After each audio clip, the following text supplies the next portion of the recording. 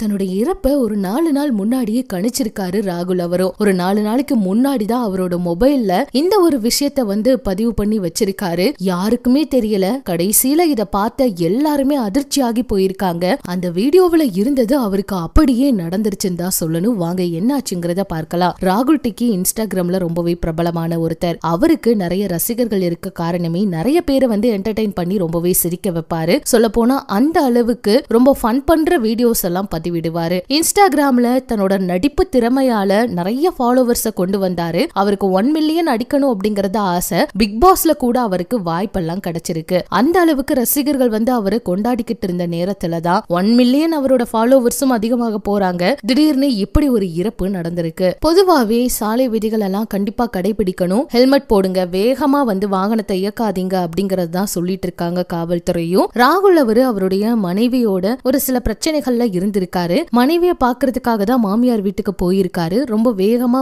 போயிட்டு வரும்போதுதான் இந்த மாதிரி ஒரு விபத்தாயிருக்கு. என் கணவர் ரொம்பவே குடிப்பாரு அப்படின்னு அவருடைய மனைவியும் ஒரு சில விஷயங்களை சொல்லி இருந்தாங்க. இது ரொம்ப அதிர்ச்சியை கொடுத்திருந்துச்சு. இவருடைய இறப்ப ஒரு 4 நாள் முன்னாடியே இவரே கணிச்சிருக்காருங்க. அதாவது இவர் ஒரு வீடியோவை பதிவிட்டிருக்காரு. அந்த வீடியோல பாத்தீங்கன்னா விபத்து நடந்து கீழே கிடக்குற மாதிரியும் தலையில அடிபட்டு காயம் ஏற்பட்டு ரொம்ப துடிச்சுக்கிட்டு இருக்கிற மாதிரியும் தான் அந்த வீடியோவை பதிவிட்டிருக்காரு. இத பார்த்த எல்லாருமே இவருடைய இறப்பை இவர் முன்னாடியே கணிச்சிட்டாரு. விளையாட்டா ஃபன் பண்ண இந்த வீடியோவை அவர் பண்ணியிருந்தாலும் இது அப்படியே அவரோட வாழ்க்கையில நடந்துருச்சு. அவரோட இறப்பை அவர் கணிச்சிருக்காரு அப்படின்னு எல்லாம் கூட நிறைய விஷயங்களை சொல்லிட்டு இருக்காரு. முன்னாடியே இந்த மாதிரி நடக்கும்னு அவருக்கே அறிகுறி தெரிஞ்சிருச்சு. இந்த வீடியோ அவரோட ரியல் லைஃப்லயும் உண்மையா மாறிடுச்சு அப்படிங்கிற மாதிரி எல்லாம் கூட பதிவிட்டிருக்காங்க. இதுதான் இப்ப சமூக வலைதளங்கள்ல அதிகமா பரவிக்கிட்டு இருக்கு. தயவு செஞ்சு வாகனத்துல எல்லாம் போகும்போது, பைக்ல போகும்போது முக்கியமா ரொம்ப ஸ்லோவா போங்க. வேகமா பைக் ஓட்டாதீங்க. ஹெல்மெட் போடுங்க அப்படிங்கறது தான் எல்லாருடைய கருத்தாவும் சமூக வலைதளங்கள்ல இருக்குதுங்க.